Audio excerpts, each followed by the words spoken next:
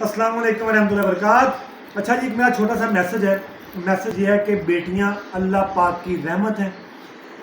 ہم المیہ ہے ایک بہت بڑا کہ آج بھی ہم اسی جہالت کے دور میں آ گئے ہیں جہاں سے نبی پاک علیہ الصلوۃ والسلام نے ہمیں نکالا تھا، جہاں بیٹیوں کو زندہ درگور کر دیا جاتا تھا۔ آج بھی گاؤں میں دیہاتوں میں اکثر یہ رواج ہے کہ جس کے بیٹی پیدا ہوتی ہے اسے کہتے ہیں حوصلہ کریں بھائی حوصلہ کس بات کا، وہ اللہ کا شکر ادا کرے اس کے بیٹی پیدا ہوئی ہے۔